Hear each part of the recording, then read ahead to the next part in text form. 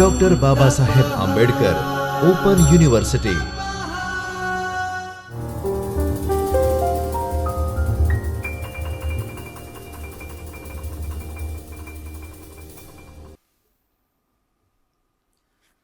Namaskar.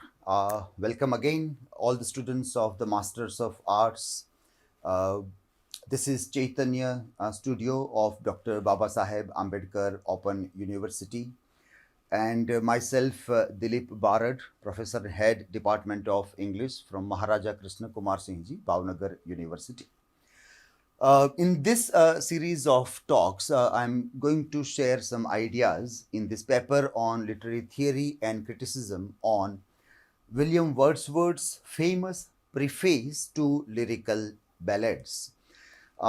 We know that this publication, that is Lyrical Ballads, had played a very vital role, and most of the historians have considered 1798 as a benchmark year for the rise of Romanticism in English history of English literature. But apart from this book, that is Lyrical Ballads, the preface is very important. And preface, which was published in 1798, then in the second edition also a few editions were done by William Wordsworth in 1800, and then again in 1802 also. Today we have the final version of the preface, and the preface is one very interesting treatise of William Wordsworth as a critic. As a poet, we know he is a great master of poetic genius, and his romantic poetry are also very well known.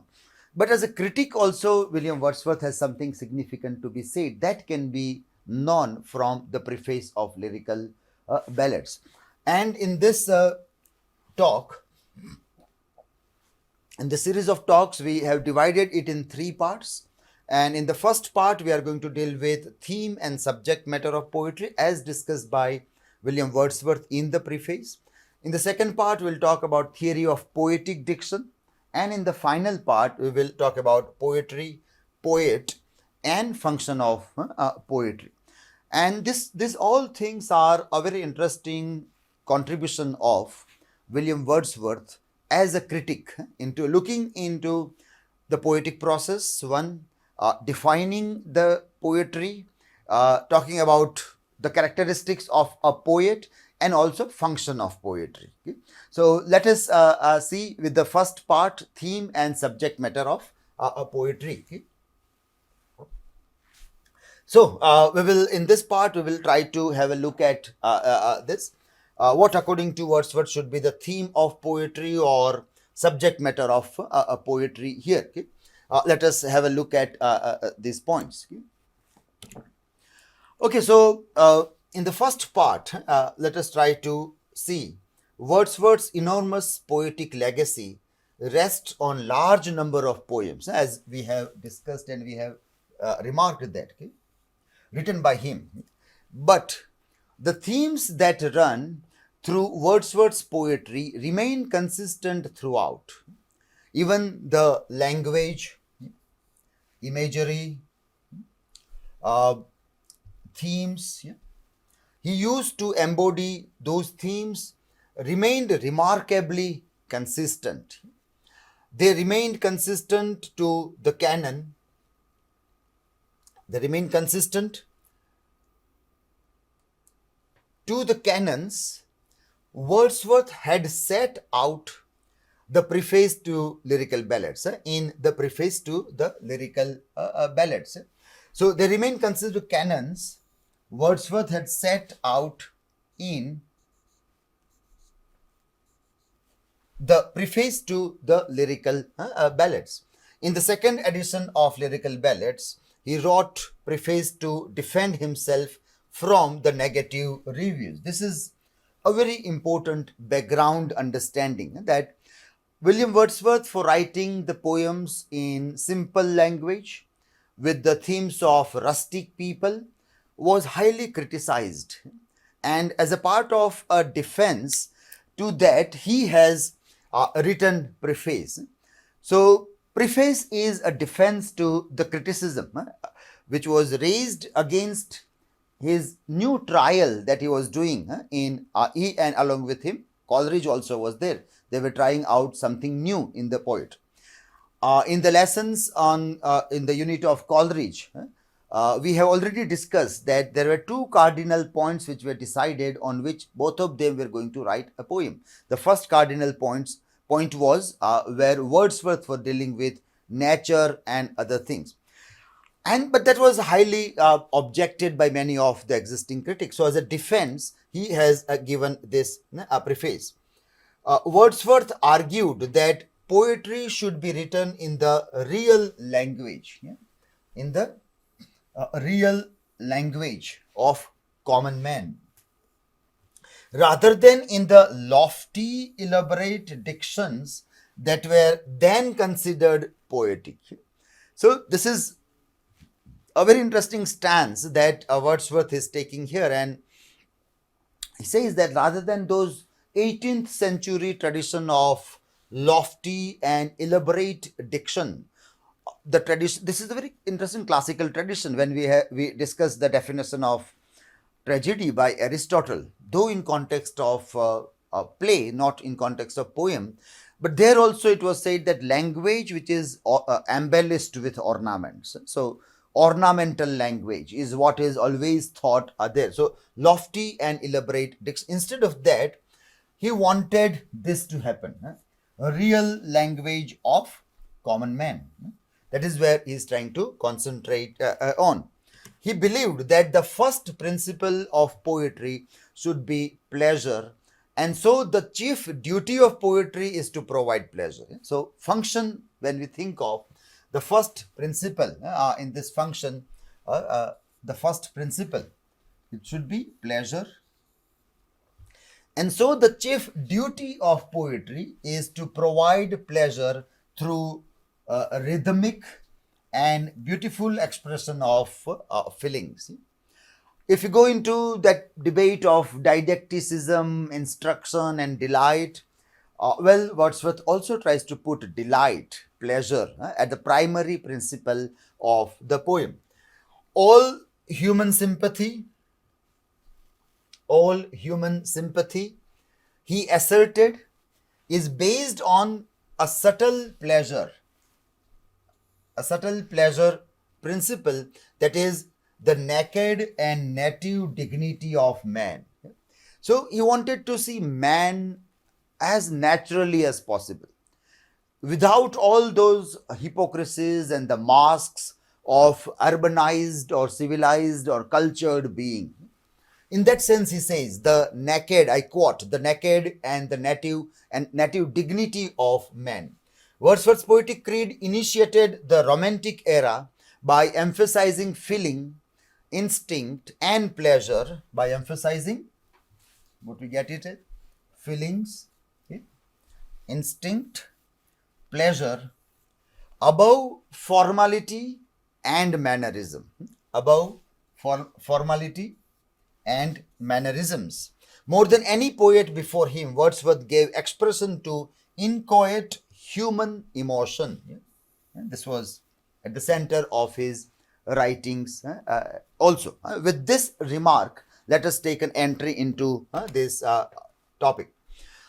In the advertisement, now advertisement actually is not an advertisement in the recent term. Advertisement also like a preface or a forward, preface or a forward that is written. So the preface or a forward, let us say, the advertisement to 1798 edition of Lyrical Ballads, Wordsworth and Coleridge state that the poems in the collection were intended as a deliberate experiment in style, it is a deliberate experiment, the entire collection of poems, Lyrical Ballads. In preface, we get something to know what they were doing. Both these young poets, then, they were experimenting deliberately with style and subject matter of the poetry. Coleridge also has remembered this and said in terms of two cardinal points. One was dealt by Wordsworth, another by himself. One was dealing with nature in its utterly simplistic manner, whereas the another was mystifying the thing. Coleridge was mystifying the things there. Wordsworth elaborated on this idea in the preface to the 1800. This is in 1800, and then in 1802 edition he elaborated these ideas, which outline his main ideas of the new theory of poetry. That is where Wordsworth remains very significant in this 21st century also. He initiated somewhere what we call it as new theory of poetry. This new theory of poetry will remain the benchmark for the romantic way of looking at poetic process. And later on, when we'll come down to 20th century with T.S. Eliot and his essay Tradition and Individual Talent, he will try to challenge this new theory of poetry with his another new theory of poetry as a part of new criticism and depersonalization, detachment and other things. So he will be giving another, but by then romanticism will be known as this theory of poetry. Wordsworth explained his poetic concept here, and I quote Wordsworth: "The majority of the following poems are to be considered." Just a minute. The majority of following poems are to be considered as experiments.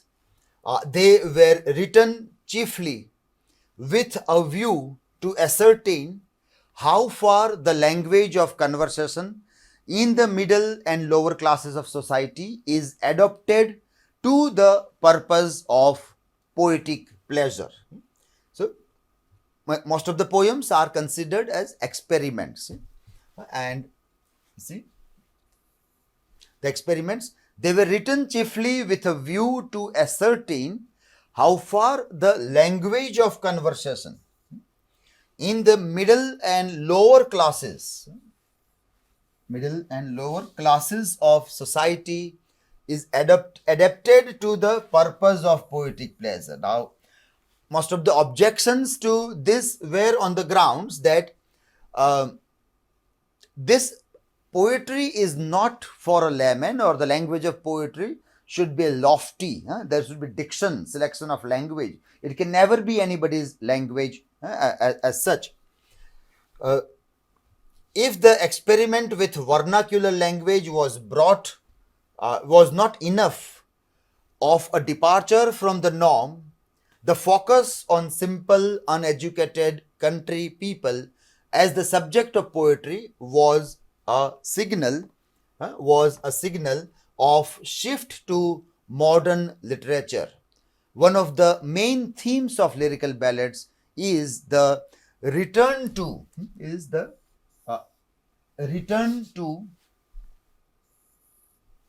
the original state of nature, in which man led a purer and more innocent existence. Purer and more innocent existence. Wordsworth subscribed to Rousseau's belief that man was essentially good and was corrupted by influence of society. We know that Wordsworth was highly influenced by French Revolution and the ideals of French Revolution. If he is trying to liberate a poem from lofty diction, ornamental language, embellishment of the classical canons, that freedom that he is trying to give is also connected with the watchwords of French revolutions also, which also wanted to see ultimately man is free, as Voltaire, Rousseau, they were telling that man is born free but everywhere in shackles. So here perhaps Wordsworth is trying to attempt to liberate poem, and in that process probably French Revolution and the ideals of that might have played a vital role also. This may be linked with the sentiments spreading through Europe just prior to the French Revolution. Rejecting the classical notion that poetry should be about elevated subjects and should be composed in formal style. Rejecting this notion, rejecting the classical notion that poetry should be about elevated subjects and should be composed in formal style. So, what we see here is that he is talking about matter as well as manner of writing poetry. He's talking about matter as well as manner, subject matter as well as style of writing, as well as the style of writing. Both the things need to be changed there. Time and again we have seen that poetry is not only about subject matter. You change a subject matter, you don't really change poetry as such. One has to work on both the aspects, the way it is said and what is said. So what as well as how, what is said and how is it said, both needs to be addressed. Then new poetry emerges, or a new theme of poetry depends on both the aspects here. So here he is, Wordsworth is understanding this and says this: elevated subject and formal style should be rejected. Wordsworth instead championed more democratic themes. He championed more democratic themes. What are those democratic themes?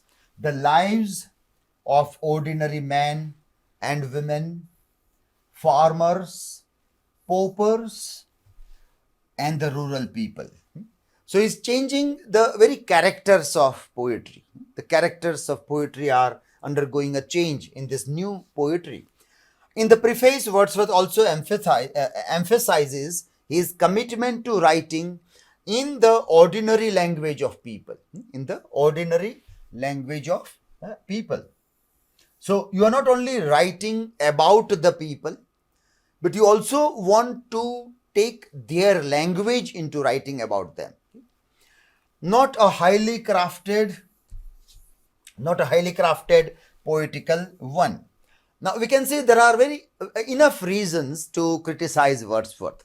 Those who were the champions of the day of writing poetry, those who were the well-known critics of the day, they obviously can find enough reasons in this only to criticize Wordsworth. True to traditional ballad form, the poems depict a realistic character in realistic situations and so contain a strong narrative element. So, the aspect of realism, realistic characters, realistic situations within which these poems are going to deal with the thing. So, in the advertisement of Preface, Wordsworth is very clear that what they are doing, they are deliberately doing experiment with subject matter and the themes of poetry. They want to experiment that can the layman be the characters of poem, but they don't want to limit only to the characters. They also want to say their language. Can their language be the language of poetic expression?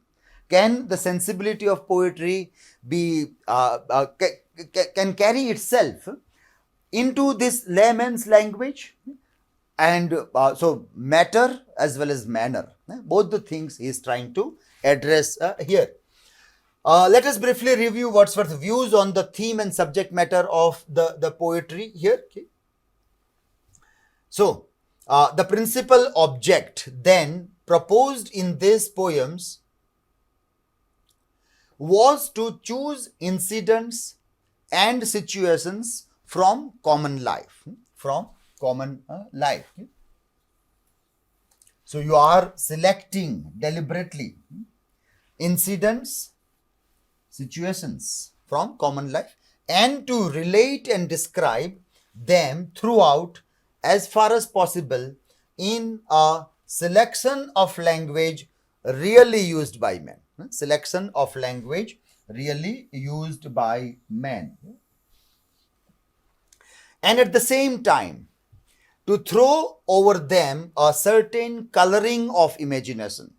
At the same time, what you will do with that? It will not be a brazen world, if we borrow the word from Sir Philip Sidney. It's not going to be the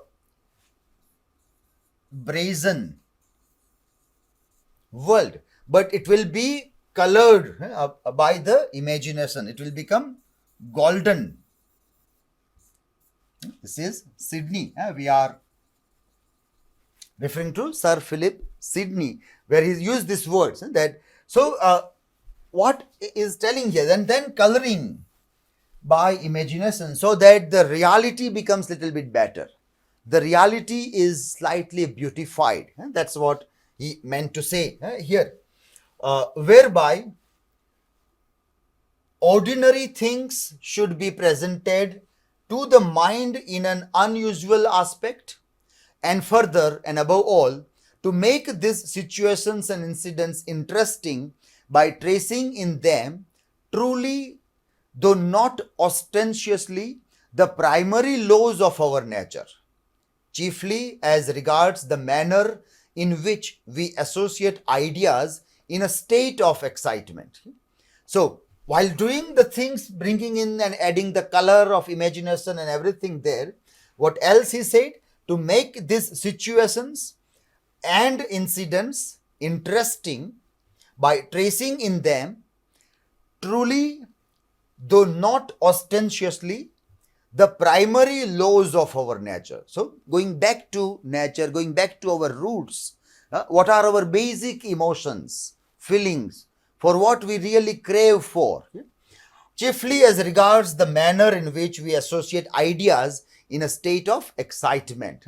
So, maybe one can say a childish excitement, the way the child gets mesmerized or hypnotized by looking a rainbow in the sky, and how surprised the children are when they see first time the lightning in the sky.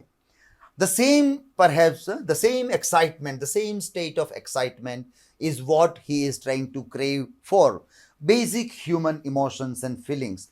How can that be brought as subject matter and themes in the poetry here? Okay? Humble and rustic life, subject matter of the poetry, as it's right.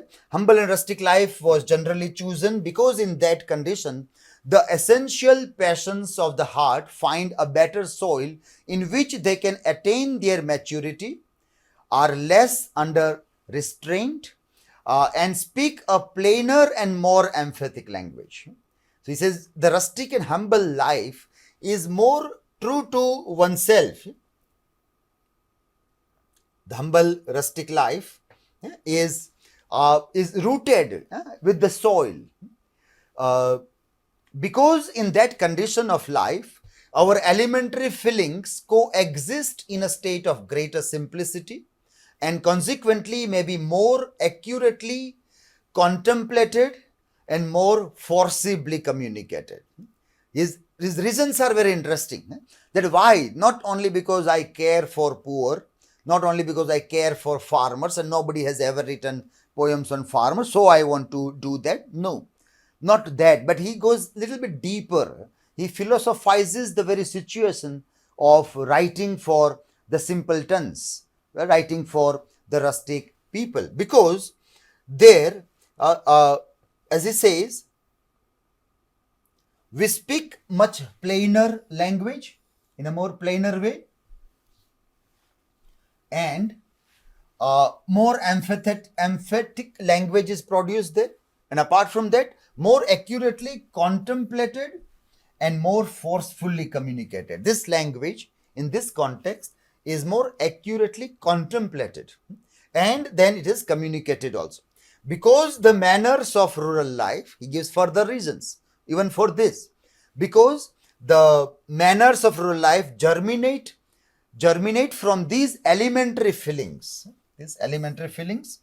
and from the necessary character of rural occupations, are more easily comprehended and are more durable, and lastly, because in that condition the passions of man are incorporated with the beautiful and permanent forms of nature. How interestingly, Wordsworth is exploring this because, and at third level, he brings here that why this language, why in this manner. He says that because in that condition, because in that condition, the passions of man are incorporated with the beautiful and permanent forms of nature. One is in sync with nature in that form, and so one can contemplate in a better way about human condition.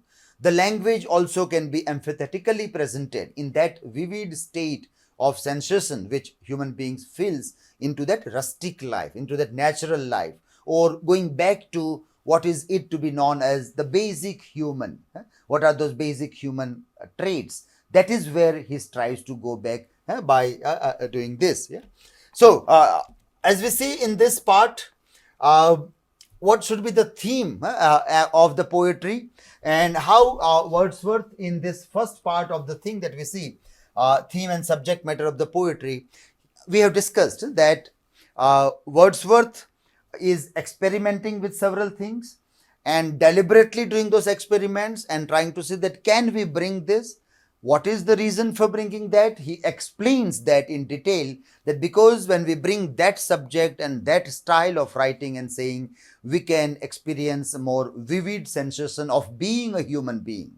Let us go back to our roots, and those are lying in our rustic life. And there that language and there that experience, let me again have those childish excitement and fill the world in a newer way through this poetic expression. And that is why he is experimenting by using that language of the common man here in this context there.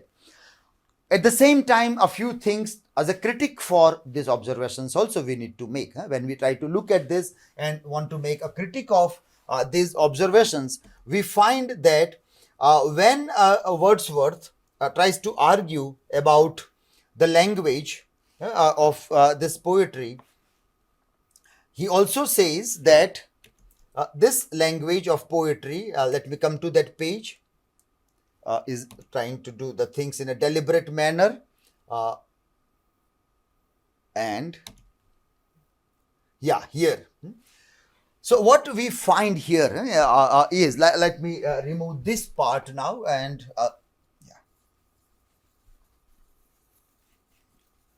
the critic of his observation also is necessary when we talk about how in a better way he presents the things. But then there might be some problems also which many critics have identified with this. So there is a kind of a self-contradictory things that is found in Wordsworth. For example, when he says here that this is all about selection of language really used by man. Now, he wanted to see that the real language used by the man, real language, he says, he uses the word, real situations, real language. But then when we see the real language used by the man, then what is the need of selection in that? Once you go into the selection of language, will it remain real? It won't remain real. No? So that is the self-contradiction that one finds here, the first part, that at one side he says that use the real language of human beings, like this common men, common folk, the rustic people, the peasants, the farmers, paupers. But we also know that the language really used by, or what we call it as vernacular language, might have many abusing words. There might have many bad words very commonly used by the rustic people, or even maybe educated people also, not to categorize somebody as having this tendency to speak. And that is why perhaps Wordsworth says that you can't use the real language in poetry. The poetry may not sound good as such if with those all language. So poet will have to do selection with that language. So the selection criteria which is added here, which takes away this poet away from the folk also. It takes him away, little bit slightly away into much urbanized, educated, civilized, cultured scene also. And that is very interesting to see throughout the preface also. And whenever the time comes, we will talk about that. Second, what he said is about this. You have to write about the things as it is, that is realistic. A realistic manner, you say you have to present the things, but then he says certain coloring of imagination, certain coloring of the imagination of this reality. So again, we find there is contradiction. So the reality that came in, say, Victorian times or in the 20th century, that was like naturalism, realism, when it came into literature.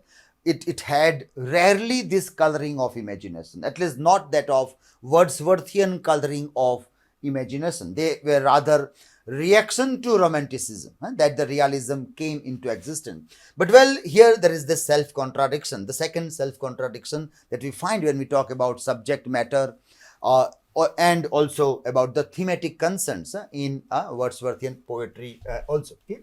So that's how we look at theme and subject matter of the poetry and what he really tend to say. This is our part one of our discussion. Stay tuned for the second and the third part also. Okay, so we are moving towards so this is our first part. We are ending here our first part, and now in the second part we will further discuss about what else what William Wordsworth has said in the preface of Lyrical Ballads. Thank you, everybody.